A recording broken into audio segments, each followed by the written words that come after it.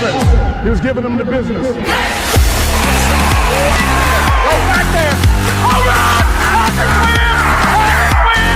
This is the Five Arms and a Lucky Finn podcast.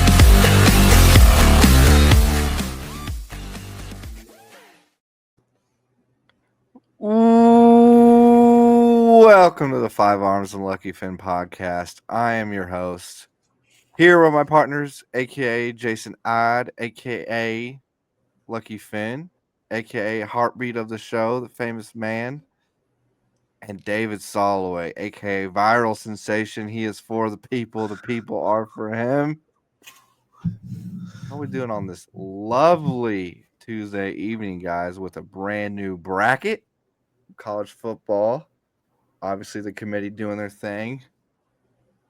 And we got a lot of coaching hirings that have happened since we've last talked. So a lot to talk about. Big championship week. A lot of things that could happen that could really disrupt things, especially Duke winning the ACC, the conference that I absolutely hate. And I will say it publicly.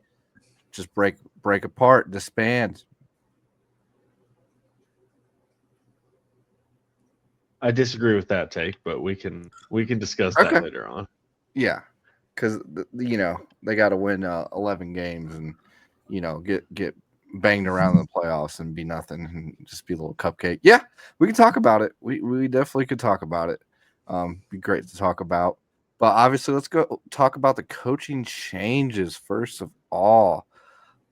The big one, Lane Kiffin to LSU. Ole Miss fans are irate. Jason, how are we feeling about this hire? I don't know. I expect him to win. That's pretty much it. Specs W's. Specs wins. I think it's a good hire. I think if I thought about who was at the top of my list, it would have been Kenny Dillingham, because I love what he's doing at Arizona State, and John Summerall from Tulane, just because he was already in Louisiana. He had the pipeline going.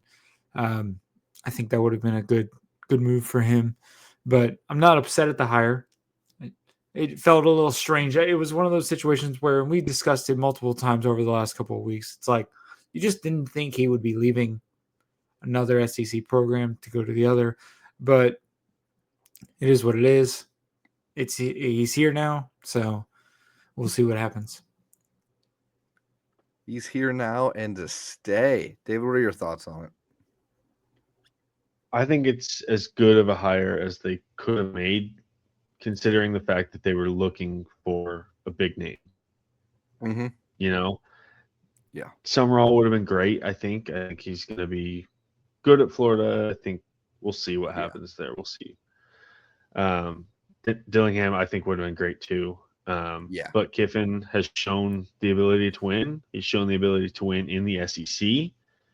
And while he may not have the pipeline in Louisiana, I think LSU has its own pipeline. We've talked about that before. Kids in Louisiana grow up wanting to go to LSU, and that's a built-in advantage of the school. And that's a reason why a guy like him should take that job over the Ole Miss job. I think it's kind of strange to leave your team when they're going into the playoff. But I think that's more of an indictment on the sports calendar more than anything else. Yeah. And I think he had the chance to jump to a bigger and better job with more long-term success possibilities. And he took the chance. And I think that he has every right to do so. And the sport needs to figure out its own calendar before we should blame both players and coaches for taking these chances at this time in the year. Correct. I completely agree with what you're saying. Great hire by LSU, in my opinion. Swung for the fences, trying to get a big name, like you said, David. Obviously, they have one in Kiffin. I didn't expect Lane Kiffin to leave. I didn't expect him to leave. I thought it was really hard with what he's built there to just be able to, pack up his bags and leave. But the package that LSU was offering, $25 million for a roster, and he says he didn't know all the numbers. I don't know if that's quite true. I'm hoping he knew the numbers for the roster, I'm assuming, because that definitely had to play into what his decision led. So But overall, I mean, I can't blame the guy. All this media hate surrounding him, and like he probably isn't helping himself with certain tweets and certain posts and things like that. But he did mention that Saban was a big influence, obviously, in the decision, and I do agree with what he said. And we quoted it and posted it as well, basically saying they have the best resources. This is the best place to win a national championship. Yeah, I think it's a. Don't get me wrong. I am not saying, just from my perspective, that it's not a good hire, because I agree with you guys. And yeah, it's like David said. The biggest thing about what LSU does is they go after a big name. They did it with Brian Kelly. They went and thought that it had the biggest name. They did the same thing with Lane Kiffin. So, not really surprised that they were able to win him over. But I'm with you guys about the recruiting side of thing.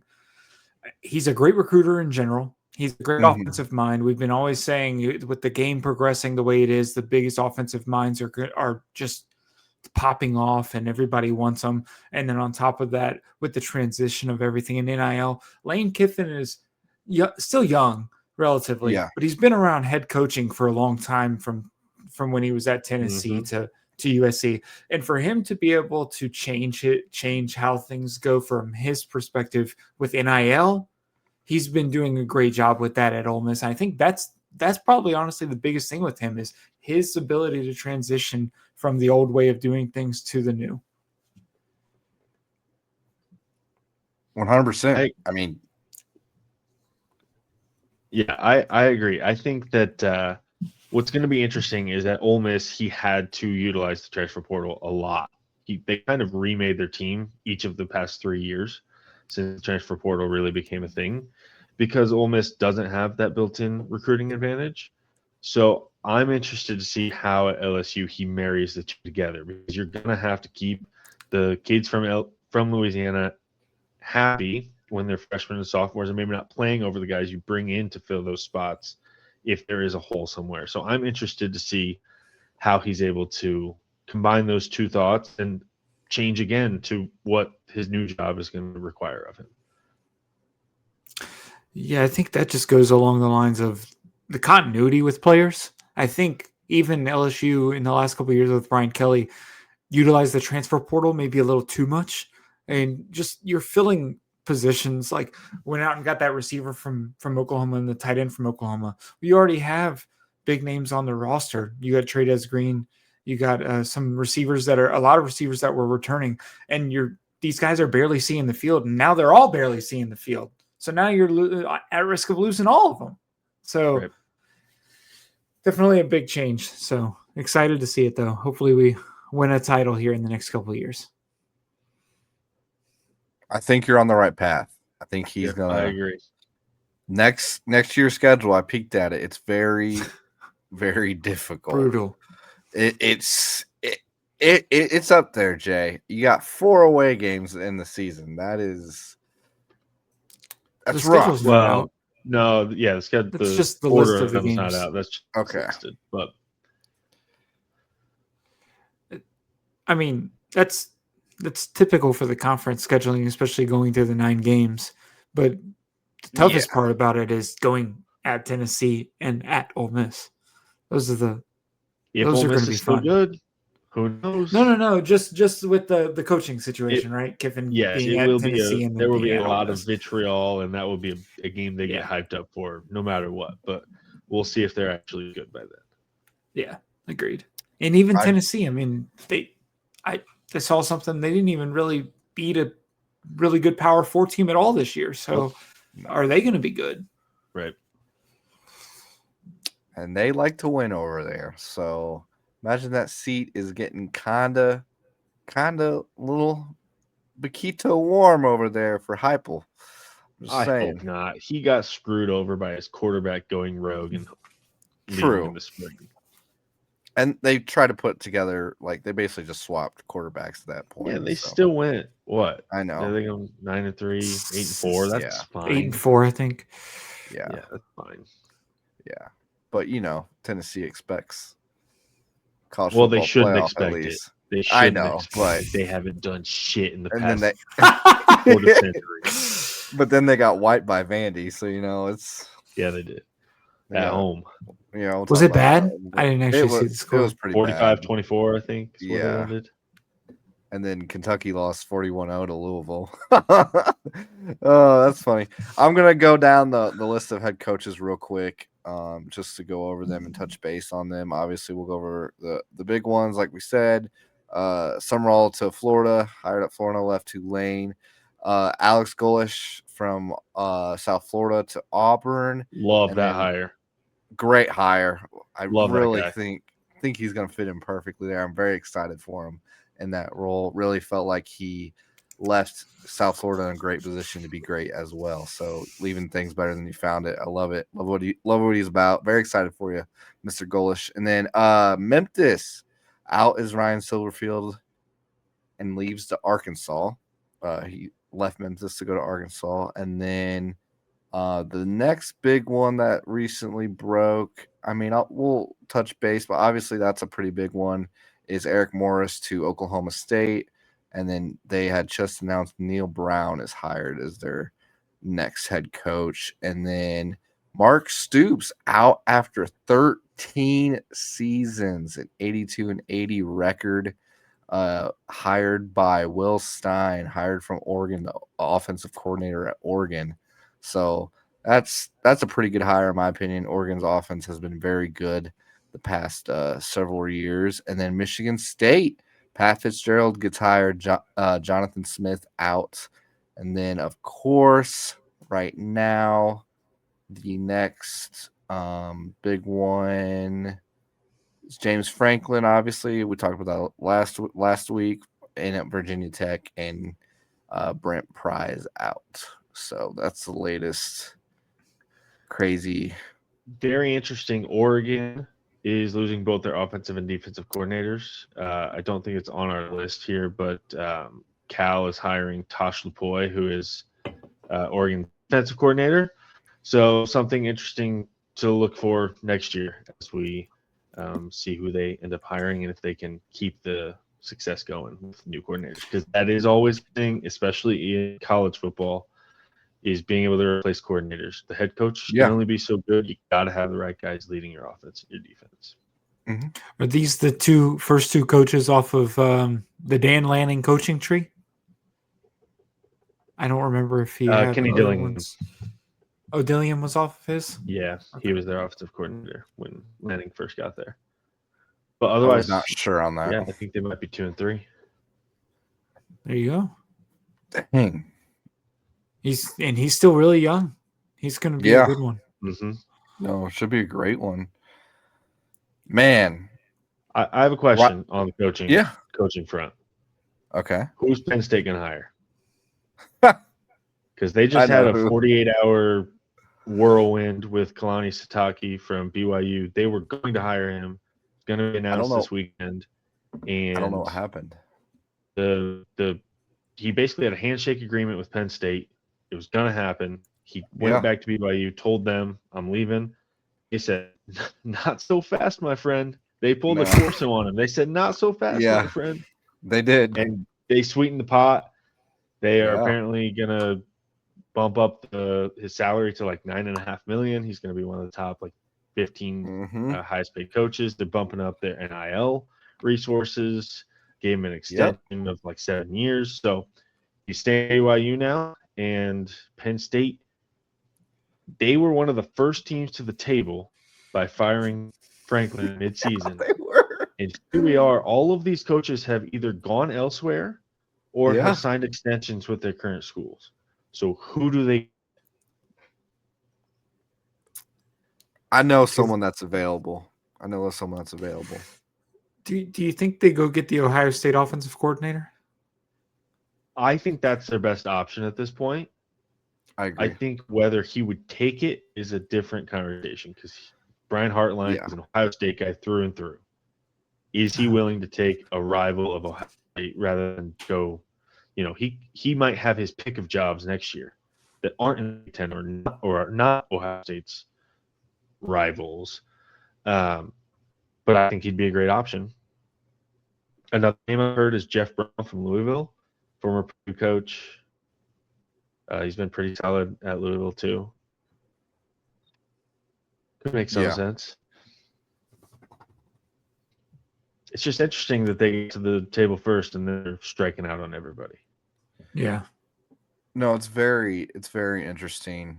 I mean, they've had so much time to really dig in and see, who's available, who wants it. And that was my biggest issue when they fired Franklin. Like, who wants to go to Penn State? That was my biggest thing. If you guys remember, like, who wants to go there?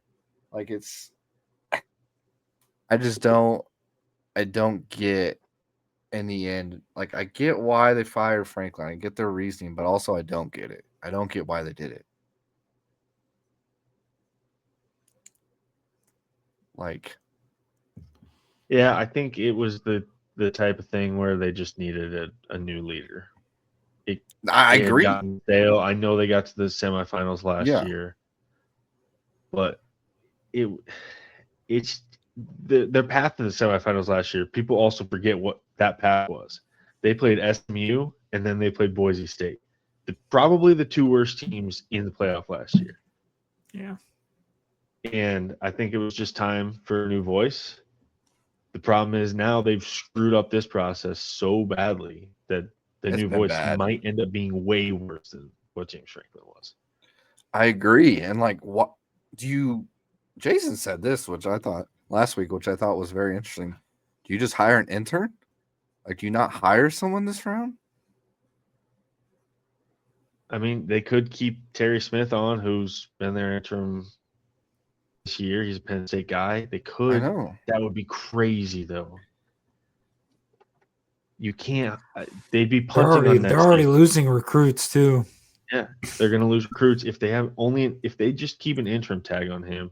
They're not going to get anyone in the transfer portal unless they're just going to pay the transfers, and the transfers don't care who they're coming to play for. So do you hire him? No. I mean, no. Like, I think they've swung and missed on probably 15 guys. That doesn't mean there's not other guys out there. I don't think this person. But I'm gonna name this person, but I highly doubt he's gonna go there. But he's an East Coast guy. His name's Brian Kelly. Just got fired. Has a little bit of motivation. Trying to come back. Trying to prove that he can still coach. I could see it happening, but also I could not see it happening. I could see Penn State going wild with that one. But he still has that LSU leaving money. So I don't know. And I don't know what the causes are. He still has to believe during the tenure the time that he's getting paid, he has to be actively trying to find a new job. Okay. Just like Franklin had to do. It's the same situation. Yeah. Gotcha. But that's what I thought. And I think that's more 4 more years. Guy who's gonna get a analyst job on NBC. Yeah. And work 3 times a season and say he found a job. Yeah.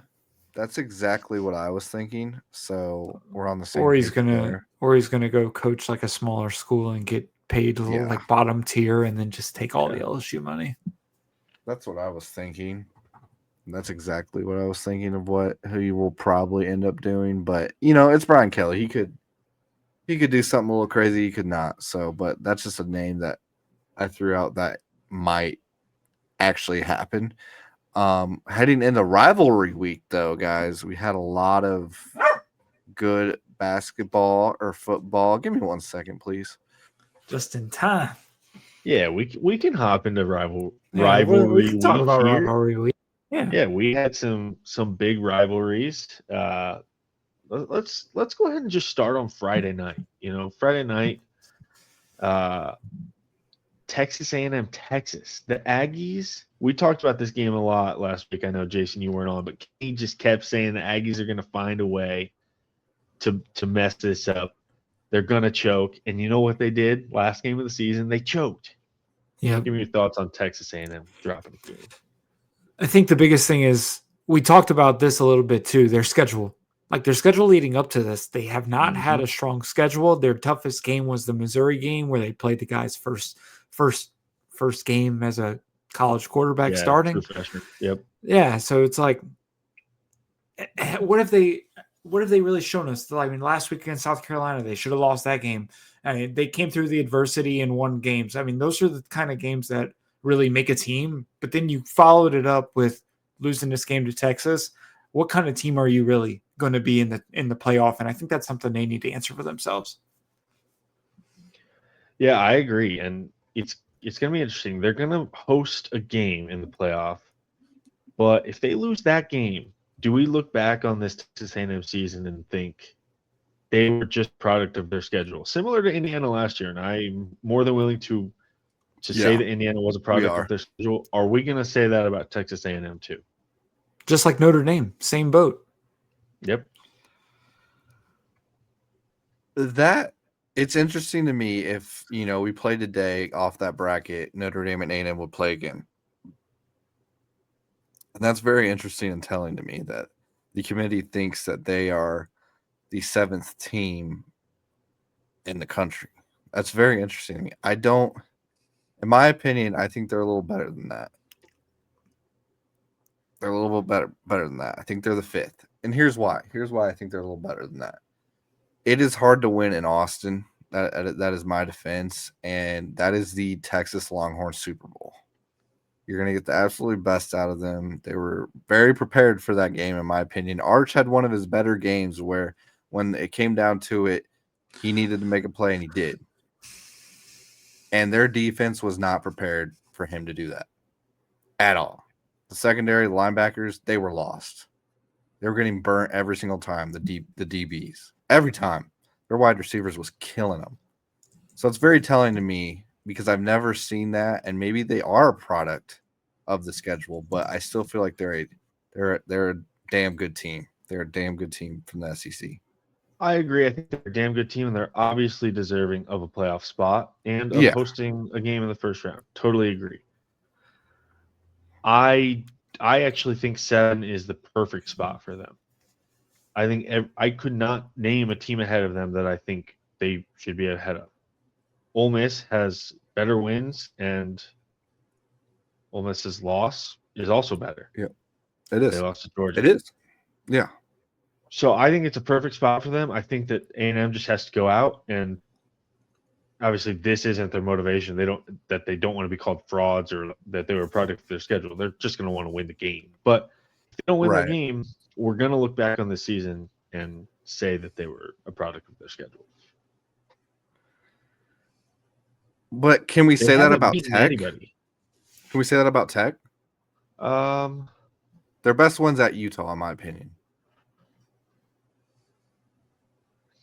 Pulling up their schedule. Their strength of schedule is like 66. Utah, they beat BYU. Yeah, they beat BYU. BYU's a top 10. That was a huge win. Dude, what? I'm telling you. No, dude, BYU, they beat BYU. No. BYU, they beat BYU. BYU went out the next week and literally blew out their game. What? The whole Big 12's trash. I agree with you that the bottom half of the Big 12 is trash. Bottom half. Totally agree. I think the whole Big 12 besides State was 2 teams are trash. They're a solid team. This is a terrible year for the Big 12. Absolutely terrible. You have 2 good teams. You could throw Utah in there, so 3. Okay, even if it was only 2. Even if. You didn't even mention the BYU game.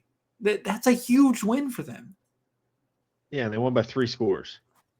I just feel like when you're playing cupcake teams like Tech does. Also hold on. I think this is the difference too between A&M and Texas Tech. Texas Tech hasn't had a close game that they won. No. A&M barely beat Arkansas and barely beat South Carolina. They also barely beat Notre Dame, but that's a good win. They played down to their opponents a little bit more often than a Texas Tech did. Texas Tech went out every week and they blew out their opponent, except for their one loss where they did not have their starting quarterback. And they only lost by 4. Yes, Brendan, I agree with you that their schedule is easy as compared to an SEC team. But at least the Big 12 didn't completely fall on its face like the ACC did. I agree that they didn't completely, but I would say it was a very, very down year for the Big 12. It was a The Big 12 is not constructed to be a football conference anymore. When they added teams, they added basketball schools. Correct. I will agree with that.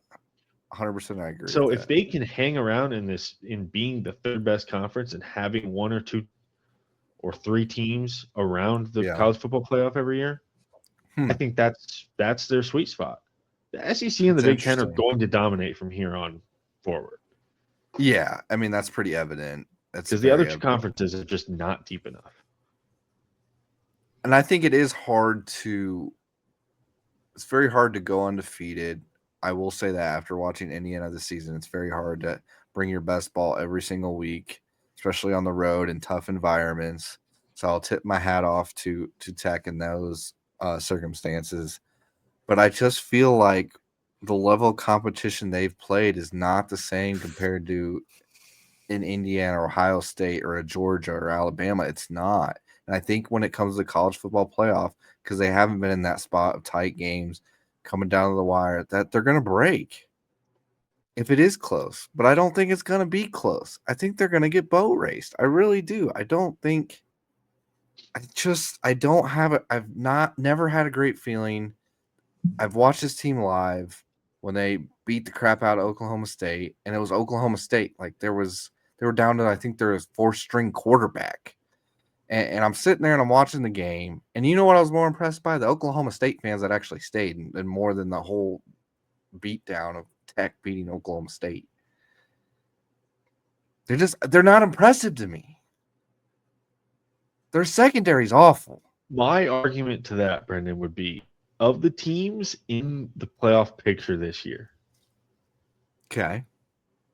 What teams don't have holes? What can you say are absolutely championship caliber teams? Ohio State, without a doubt. Okay. Who else? They are it. Would you argue that? No, Ohio State 100% is. Ohio State's the best team in the country. That is the only team that I think that doesn't have the holes. only one you can say that's a championship contender. Like right now? Yeah, like, we're going to the playoff now. Yeah. I mean, you could maybe, in my opinion, you could put Georgia, but their defense isn't the same as its years past. So I think their defense is lacking. I've watched Ohio State film because obviously we're playing the Big Ten Championship this week. We'll get there. You've been watching film? You watching the All-22? Been watching film on them. They're just scary. They're a scary team. Like, how do you beat them? They are, but you can't compare every team to them. Texas Tech 100% has a chance to win the college football playoff. No, they don't. They don't. I will die. You were talking. I will say you were talking about their secondary, but when you have two of the best pass rushers in all of college football, you can make up for your secondary not being that great. I agree, but when you're not getting the cornerback and you have big boys from the SEC and Big Ten that have paid these guys big money, and you can't get to the quarterback, what do? You're going to send a linebacker blitz? But to be fair, you could have the best coverage in the country and still get destroyed if you can't get to the quarterback. So, I mean, they have the best thing on their side. I agree. Games are won in the trenches, and they own the defensive line. If they can stop people on the run game with that defensive line, as well as get to the quarterback, it won't matter how trash the secondary as long as they can bat balls away. And the other thing I worry about is their quarterback play. Baron Morton is sometimes the most inconsistent quarterback I've seen out of the college football playoff bracket. He's just inconsistent. I don't disagree, but 10 of the 12 quarterbacks in the college football playoff are inconsistent, and you don't know what you're going to disagree. I disagree. You could really say college football playoff. There are great ones. You could say all of them are inconsistent. You could say all of them. All of them inconsistent. I agree. You could say all of them. I was given a little bit of a benefit of the doubt. To who? To San and to he didn't Trinidad. Look good the first game, but I mean it's the first game. So his first game his first game. So and Trinidad's been great. That's what I mean. There are great quarterbacks every week. Every other quarterback, you cannot say they're great. Tech loses by 10 or 15 points in their first college football playoff game. I'm saying that. All right. If they play James At Madison, least. I want you to That's stick at by that. least. If they play James Madison, I want you to stick by that. I will stick by that. I do. All right. I don't think they're going to play James Madison. So I think they're probably going to win by a couple scores in their first game if they're hosting, and it's the 5 through 12, because they're going to be 5 or 6 and they're going to play 11 or 12 and they're going to win by like 3 scores. Well, if they win this weekend, they'll be the number 4 though. So they would play the 5. That's what I'm saying. If they're the 4, then it all depends. They're probably not going to win by 3. Yeah. If they get a bye, they're getting boat race, and if they don't even get a bye, they cannot lose the bye. They can't lose the bye. No one can jump them, right? The only team that could jump them is Alabama, and Alabama's not going to jump them. Not jumping that far. Because if Alabama was to jump them, Oklahoma would have to jump them, and that's who loves the SEC. Yeah, but that's not going to happen. Yeah, it's just not going to happen. You don't think Bama's going to win? We'll get into that, but I didn't say that. Jump them. They're not going to jump them. Okay. The committee's clearly saying something with them. Less traffic for me, boys. That's all I got to say. But I was also going to say, you were talking about like the Texas Tech being in the 4 seed. If BYU wins, where do you put either of them? Because at that point, do you drop Texas Tech and they're both side by side because now they're 1-1 and you put them at 7 and 8 or so, or you have to. Also on a sidebar on that, if BYU wins, is Notre Dame out? Whoa. Yeah. I think they are, right? Because Tech's going to stay in. So that's a good point, Jason. BYU would be the auto qualifier. And Notre Dame would get in. And if Bama loses, you're still leaving Bama in over Notre Dame. I'm because the biggest BYU Cougar fan there is. Can't hurt them on that conference title game against Georgia. Agree. Right? Although I think it's going to be interesting to see what they do with conference championship game losers this year. Yeah. Because we all think that there was a precedent set last year with SMU losing to Clemson and staying in. Yeah. But SMU only had 2 losses as compared to all those teams that were on the outside looking in had 3. So it wasn't the same as this year where all the teams on the outside looking in have 2 losses. True. I didn't think so they're gonna set a new precedent this year with the conference championship game losers, or they're gonna stick with what they did last year and it's not gonna matter. Which I don't think it should matter. You should not be penalized for losing an extra game that was tacked onto your schedule. Got a bone to pick. With that take. I got a bone. Why? And this is why. I got a bone to pick. Because Kenny thinks I say, in my opinion, too much. So this is my bone. If it can help you, it has to hurt you. There's got to be 2 ways of that. That's my argument. Okay. Yes. Okay. My argument to that would be if Georgia loses this weekend, okay, they would then have 2 losses. Correct. Should Ole Miss jump them? Yes, they should. So Ole Miss gets a benefit, not for just getting the week off. Sorry. That's that's the competition. I don't even know. This is the hard thing about conference title games nowadays. It's like, yes, I think was the y'all's coach last year, Signetti, that said something about like you're almost at a more benefit. Yes, to not play. It was actually, yeah, I believe it was actually Signetti that said that. Yes, because let's think about it. Here's another scenario: Bama loses, BYU wins. Now you're looking at if you take Bama out. Now you're either putting back in Notre Dame or Miami, and Miami won that head-to-head. So now are you putting Miami in over Notre Dame?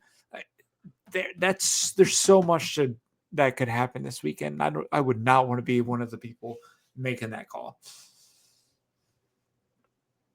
I wouldn't be either. I don't want to. I think what it comes down to is conference championship games are not going to exist in 2 years. You think they're just going to scratch them?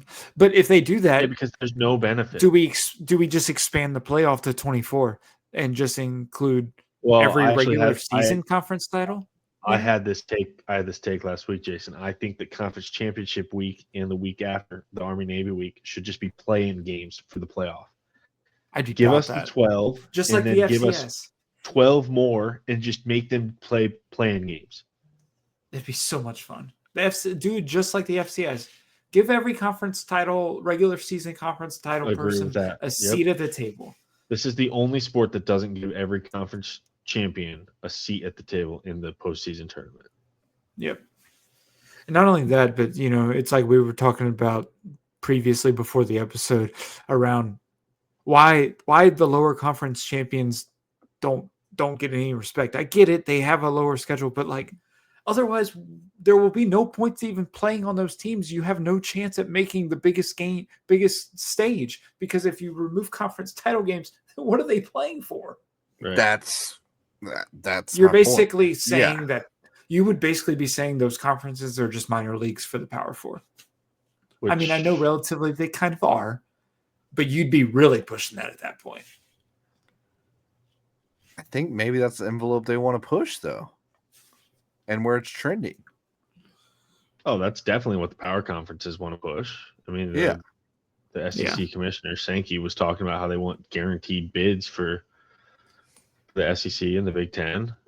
Guaranteed. Because they're the two power conferences. Wild. I saw something that said that the SEC should have 6 teams in. That Vandy, Oklahoma, and Texas all should be in. I think. For what, though? Like, what value does it add at this point? I'm being legit honest. For the money, you can make some more money. Like, sure. But, like, are those teams going to go far? Any of those teams going to go far? You had your opportunities. Who's going to go far? Yeah. We don't. Heck, if Texas was in this bracket, they could 100% win it all. No. Yeah. Their defense is good, dude. Their defense is like one of the best in the country. Arch has been playing so much better in the last they half lost of the season. To a 3-win Florida. Okay, but that was like I will die on this hill. I'm not saying they deserve to be in. I am saying if you put them in, they 100% could win. They would actually probably be like a top 4 favorite to win it on the betting markets. Brendan, think about it. If they don't play Ohio State in the first week and they play some cupcake game, they're 10-2. They're in the playoff. Yeah. But now we're going to keep them out because they have a loss to the number 1 team in the country that everybody lost to. There's 3 teams that are going to win it. It's between those 3 teams. You were at 1 earlier. Who you think? Yeah, you said 1 earlier. You said only because one's going to play the other eventually. Wait, in my opinion. But you said work. Exactly. That's how brackets work. So I gotta have multiple teams here. But I feel like earlier you say there's only 1 team, championship caliber team. Then you're basically saying that's who you think is going to win it all. Yeah, that is who I think is going to win it all. It's probably Ohio State. But at the same time, if Indiana can get their crap together, they will win and beat Ohio State. If they don't get off to a slow start like they have, I think they have all the abilities to beat Ohio State, in my opinion. Our run game is crazy good, has been most of the season. And when we've struggled to get the run, we've almost lost. So if we're able to run the ball against Ohio State, I think we easily win. I really do. I don't think it's going to be easily. I think we win by 10 points. You guys struggled against Penn State. I know. Brendan, do you think it's concerning at all that our run numbers against the better teams on our schedule have been poor? And not necessarily. Our rushing stats are actually just stat padded by playing bad teams. Not necessarily, and here's why. Because I think if teams are so set on stopping the run, Mendoza's just going to sling it, and he's been able to prove that. No, he hasn't. He hasn't slung it in a while. He's only thrown for 3,000 yards. That Oregon game, he came alive. All right, he slung it back in September. Great. You won and threw for over 230 yards, I believe. When? No, I didn't say when. No. What'd you say? I said he threw for over 230 yards, I think. When? Yeah, when? Against Oregon. Again, that was 2 months ago. Also, that's the best opponent we've played. I'm just going to say he threw for 230, and you're calling that like a highlight? I believe so. If he wins the Heisman, isn't that enough? He's not going to win the Heisman. He's not going to win the Heisman. I think he is going to win the Heisman. He's going Who's to win the win? Heisman. If they win this weekend, he will win the Heisman. Yeah, he will win the Heisman without a doubt. Solely based on narrative. He is not even a top 5 player in the country. I was going to say, no. The stats are just not there. For Julian Saint? For Mendoza? For Mendoza. It's not there. I disagree. It's got 30. It's really not there for anybody. All of the top the team. I mean, you look at. I think I saw the last 5 quarterbacks that have won the Heisman, and I saw a stat with all their lines, and then you see the top 5 just quarterbacks of this year, and it's horrendously bad when you compare it. It's not even close.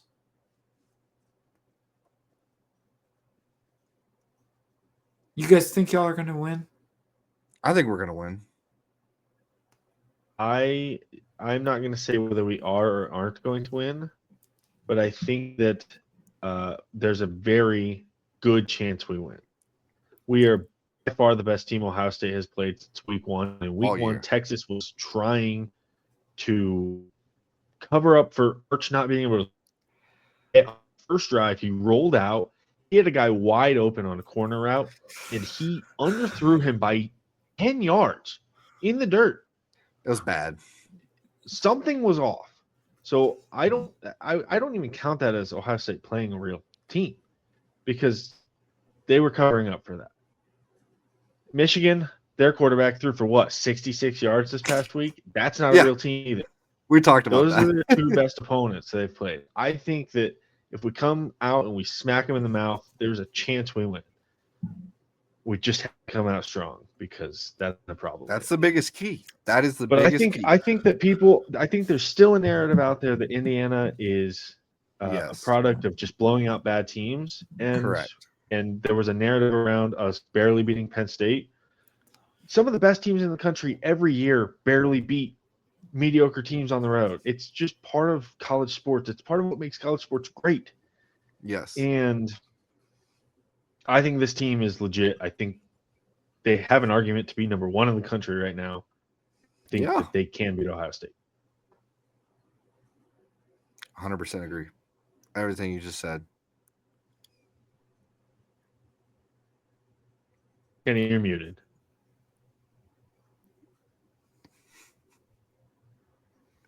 I guess your mic's just not working. Oh, wait. How about now? Yeah. We're working. We're live.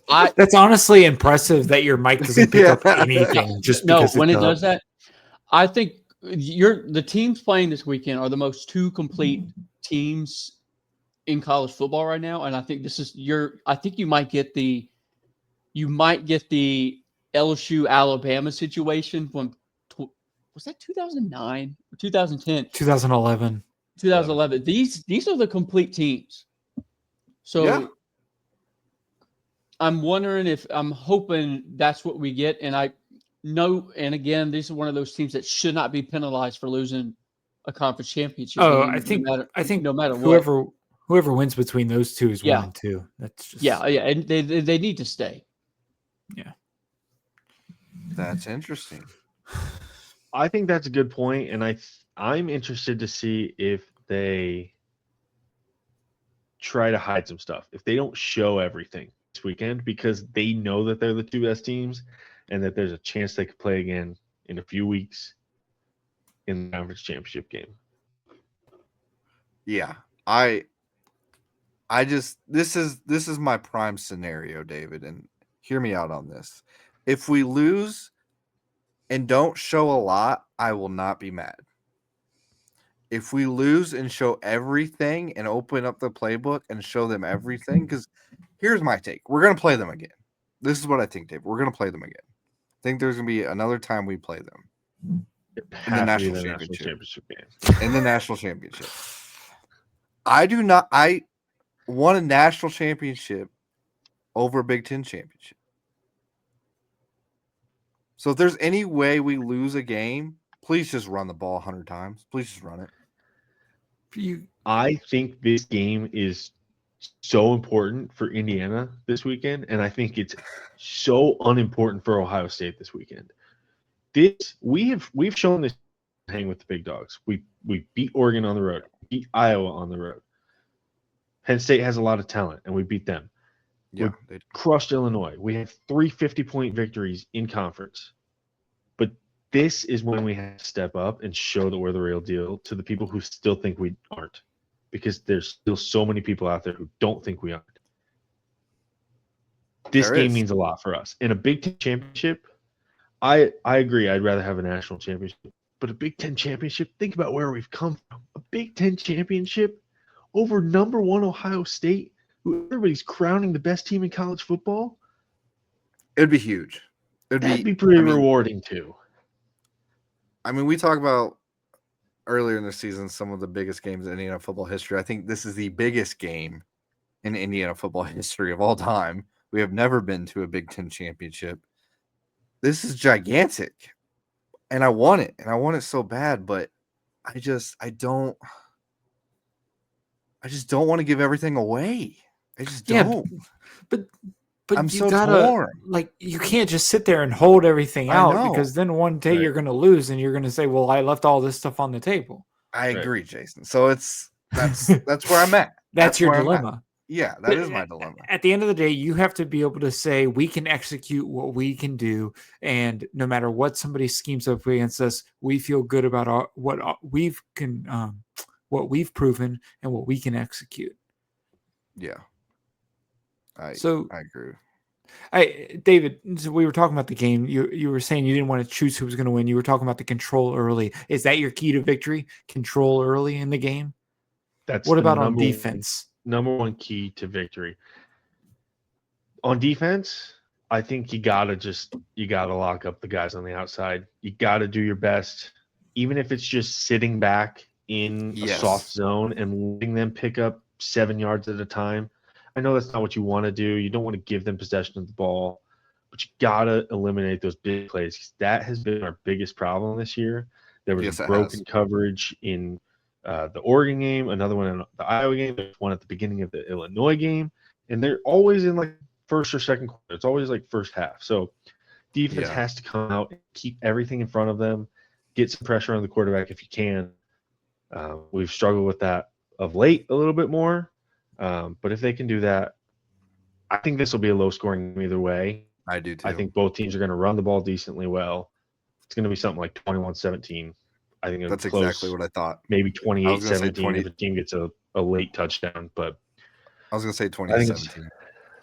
I think starting fast is going to be really important, because if you get down 2 scores and then suddenly Mendoza's having to try to sling the ball all over the yard, I think that's a recipe for disaster. You got to keep your running backs in the mix.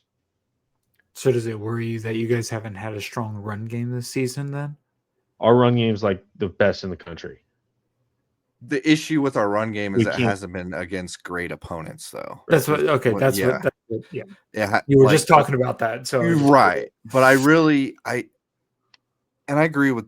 I look back at that Oregon game a lot, and I just feel like we got out to a good start on that game. If you look at all the games we've played, and you watch that game, and you watch it back in the first, I would say we definitely played and came out strong in that first half. And that was big for us, because there were some times when Mendoza looked a little shaky in that offense, but we were able to make enough plays and get the dub. But the issues have come was against Iowa and was against I want to say Penn State as well. Did he throw an interception late at Penn State? I think he did as well. He threw an interception late in every road game. Yeah. And he can't do that. He can't. No, on that same out route, right? Yeah. That's another key to the game is he threw a pick six at Oregon to tie the ball up. He threw a late at Iowa to give them a chance to take the lead. Thankfully, the kicker missed the field goal. Should have lost. Then threw that late pick at Penn State, which led to them taking the lead, and then obviously has that great drive. I think a lot of the rushing numbers in those games, and people forget context. When you look at the numbers as a whole, people leave out context. In the Iowa game, Mendoza took a 50-yard sack at the end of the game to take a safety, just to run out the clock. In the Penn State game, I think Penn State had 6 sacks. Well, sacks count toward rushing yardage in college football. So that takes away whatever it is, 30, 40 yards. So I think our running game has been a little bit better. I think that the narrative out there is that it's not been good against the better teams we played. I think the key is just don't get down. Yeah. And, if we're able to run the ball consistently,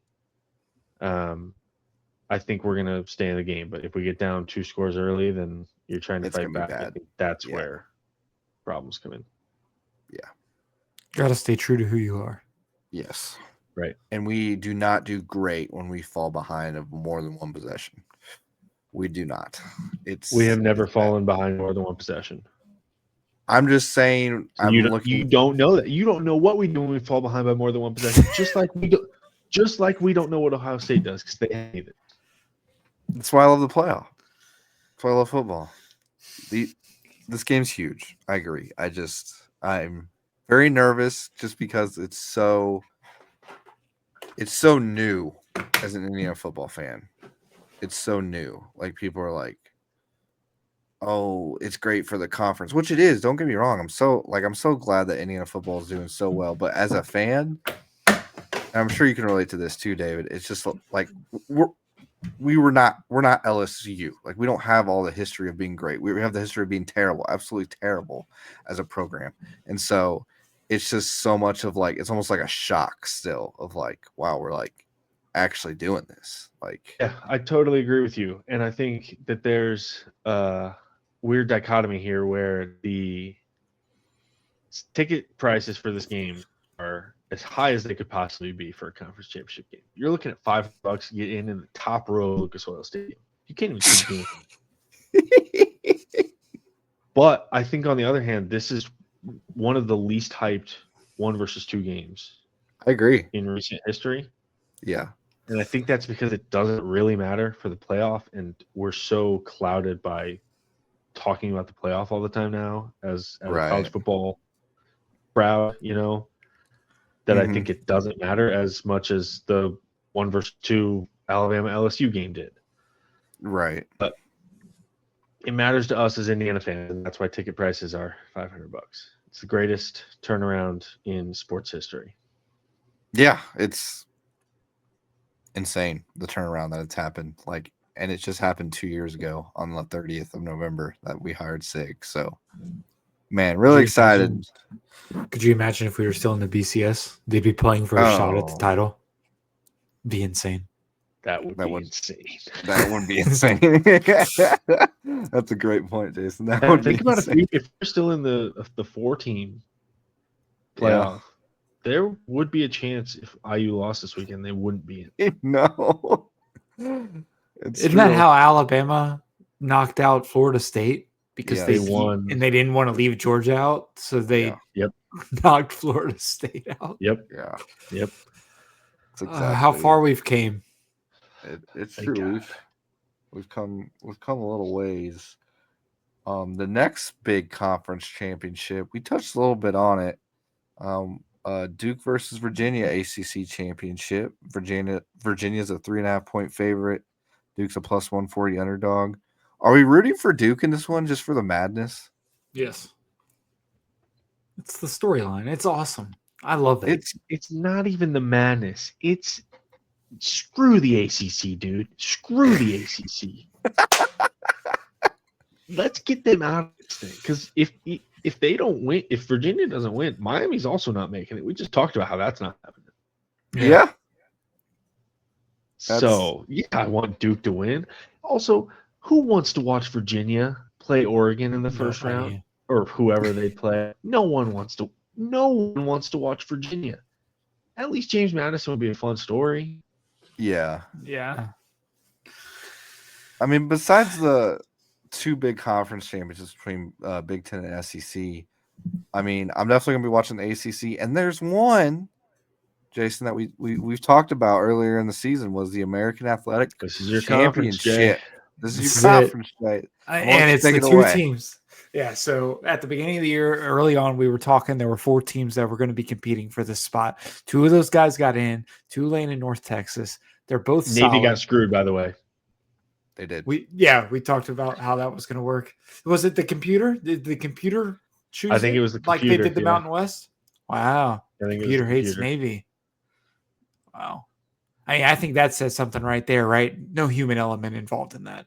Mm-hmm. Gotta be. They should have had a game with 3 teams in it. Should have just had a 14 playoff for the title. Honestly, dude, that would have been sick. Awesome. ECU South in there. Florida, East Carolina, or South Florida. Yeah, I would have watched it. No, now you got to have 6 teams because now you got to include Navy still, so you got to include a 6th team. Throw Memphis back in there. But no, Brendan, I think at an overall level, I'm so excited for this game because we talked about how an American team has a chance at getting that 5th playoff spot. Mm-hmm. Now they have a chance at getting the 4th spot if Duke wins, and Tulane beat Duke. So that makes it even cooler. Tulane beat Duke. Duke has a chance to spoil the ACC. If Tulane beats North Texas, you're talking about them moving into 11. James Madison wins. They go into 12. North Texas gets left out. But at the end of the day, whoever wins this game is going to get that 11th spot because even if North Texas wins, they're going to jump James Madison if Duke wins. I'm just so excited. Mestamaker, he's been slinging it all year. He's had a really solid year. Has that South Florida game he struggled, but outside of that has been just incredible. Tulane's been remarkable ever since their early losses, or other than their game against UTSA. But I'm going to ignore that. But outside of the Ole Miss game and that game, they've been really solid. And as of the last couple of weeks, they've been really, really dominant. So excited for this game, honestly. What do you guys think? I'm pumped. I think this is the game we wanted all year.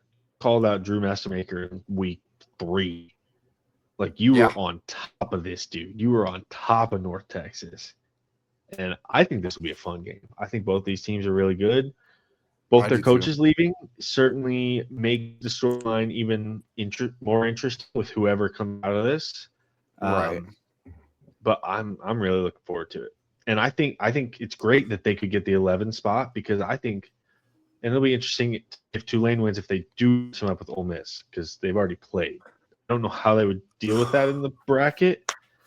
But I think whoever comes out of this game, then getting the 11 spot and getting a chance at whoever the 6th seed is, a better chance than the 12. I think that's good for the American if they could win a game in the playoff, maybe prop up the American a little bit because it's a great football conference. It is. It is a great football conference. I'm glad you said that. Shout out the American Conference. Teams this year. 5 high quality teams in this conference this year. It's been fun to watch as a college football fan. Just everything that's been happening in this conference. I mean, Drew's obviously, in my opinion, one of the most underrated quarterbacks in all of the FBS, in my opinion. I just don't feel like he gets talked enough. He can sling it with precision. He can throw it down long. I mean, whatever you need him to do, he's doing it. And so he's just throwing crazy numbers in the passing yard game. I believe he even had over 500 yards in a game. 608. 608. That's what it was. Thank you, David. 608. So he's just doing his thing, man. And I love both of these coaches. That's what's hard. And I know they're moving on to greater programs, but they have just elevated these programs to another level. And it's made, in my opinion, one of the most unique storylines of the college football race to the college football playoff this year. It's been fun to watch it because I feel like in years past it's been not as exciting as this. 5 great teams, like you said. That's just something to be proud of, and it's been amazing for college football. I think you were just talking about how well he's played. I think people were starting to talk about him a little bit after his fast start in the first few games. And then after that South Florida game on Friday night, and he threw 3 picks, it's like he just fell off. But since then, he's only thrown 1 pick. In the last 4 games, he's 8 touchdowns, no picks. He hasn't been sacked in the last 3 games. They've put up 50 points in the last 3 games and over 50 in the last 4 of the last 5, other than the Navy game, which they beat Navy by 2 scores, and that was a tough game. I mean, he's kind of that 608 was against Charlotte. He was 37 for 49. It's the most passes I've seen on his stat line. And he had a heck of a dime. You need to look at the highlights that he had in that game because he threw a heck of a dime on the right side of the field, and it was a one-handed catch. Like, it was insane. I specifically remember that play. It was crazy. He shucked it 50 yards. The Charlotte game? Yeah, it was a Charlotte I'll have to go game. back and look at it. Shout out Jake Young. Love you, Jake.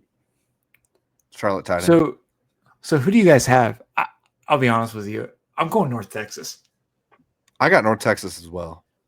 I got love North Tulane. Texas as well. There it is. You've heard it here first, folks. I love the Wave. crazy- I love Leicester. What's crazy is Summerall did all of his Florida press conference stuff this week. Mm-hmm. Morris did all of his the week prior because he was announced at Oklahoma State Yeah. before the last week of the season. Another thing with this game, the leader in rushing touchdowns in FBS is none other than Caleb Hawkins from North Texas with 23. They don't just have Drew Estemaker. They got this stud at running back too. This guy, I think he had 4 touchdowns last week. What? Man. Yeah, he's a monster. 23 touchdowns. We've been He's a thinking so true much freshman. about Drew. Dude, if you look at him on ESPN, he doesn't even have a picture. He has a silhouette.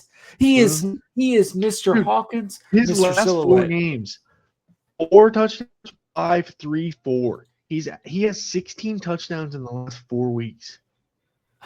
Dang. I see that now. And the week No wonder prior to Drew that, is he had not 2 getting sacked. receiving touchdowns. Wow. Yeah, Shoot. they're just running the ball. I'm going to touch on that South Florida game. I don't think South Florida is a very with Alex Golish obviously like leading the helmet head coach, but they are so good defensively on the side of the ball, that team, that I just don't think UNT was fully prepared of what they were going to do because I mean South Florida was able to just blitz them every single time and get to It got out of hand pretty quickly too. Yeah. In the third quarter, there was a fumble return. Correct. Yeah, I mean, It's just I don't think that's too much of an indictment on them. I think that they're going to be ready to play this week. I think so too. Ready to play. It's gonna be very fun to watch that. So I'm Friday night game too. I'm looking at his stat line, and I mean, you take out the South Florida game, which they were already so behind, and he had 15 carries in that game. It's this dude's line's incredible, and you said he's a true freshman. Yeah, I mean, I guess ESPN says. I mean, freshman. he is a I don't know if freshman. that's true. Yeah. But Maybe he's a redshirt. freshman. It's his first time playing. Wow, That's insane. and he's from Oklahoma, so maybe he follows coach. Oh, could happen. Says he was born there. Doesn't mean he grew up there, but Right. Yeah. I'm No, assuming. that's I can interesting. confirm he is a true freshman. Wow. so that's why if I look at when you look at his full stat line, it's like the first few games it wasn't a lot of yards, not a lot of carries, 5 carries, 8 carries. Then it jumps up to 13. But then you look at those last 4 weeks when you were talking about 33, 27, 20, and 25 carries. Absolute workhorse. Jeez. He's absolutely going to Oklahoma State with coach. I wouldn't be shocked at all. Is Drew going too? Next year. I would think so. He has to, I right? would think so. Yeah. Yeah, I would think so. The- That's the- going to be fun to watch. I hate The to do that. I Oklahoma hate to poach all of North Texas's roster. I know. The Northern It's a new Oklahoma era, man. State. Yeah. Sadly. Who do you guys have in the SEC championship? I want to touch base on this real quick. Georgia plays Alabama. Georgia's a 2.5-point favorite. Alabama's a +14 underdog. It could go either way. I would take Georgia by 1 million here. I would bet Georgia Oh. up to -12.5. Oh, I got Alabama Georgia. has not looked great lately. Georgia has been playing a lot better lately. They played a really tight game really early on in the season before Gunnar Stockton really got comfortable in his role as the quarterback. yeah. I think Ty Simpson has fallen off a lot since then. I love Georgia here. Yeah. I agree. And especially, I like to give the edge to the team that lost the previous matchup. They coming in with a little edge to get back on that. So I'm going with Georgia as well. Because the line at 2.5 is telling you to take Bama, which is very interesting to me that they want you to take Bama here at the plus 2.5. Maybe they're trying to bait people into it, but I agree. I have Georgia. I don't know about the 12. 12 I think they're probably more so leaning towards Georgia or Bama because it means less for Georgia. They're going to be in the playoff regardless. 100%. Bama could potentially need to win to get in. If they lose, it could be a situation like David was talking about earlier where they could be left out. I didn't see that edge. That's a good point. Solid point so there, Jay. There's a lot over there. Yeah, there is definitely a lot. Definitely a lot. Well, I appreciate you guys tuning in, listening, watching. Please subscribe to our YouTube channel, 5 Arms and Lucky Finn. Like, comment, and subscribe would mean the world to us. And we are also on Spotify and Apple Podcasts. So go check out our latest episodes. Our interview with Lester Ricard is on there. That's our latest interview. And any interview episode that we have will be dropping on Mondays. And then any college football like this episode is on Wednesdays. And any college basketball episodes are on Fridays. So that is the schedule we are trying to stick to. So just be on the lookout for that. We appreciate you guys tuning in, watching, listening, wherever you're at. We love y'all. Peace. Deuces.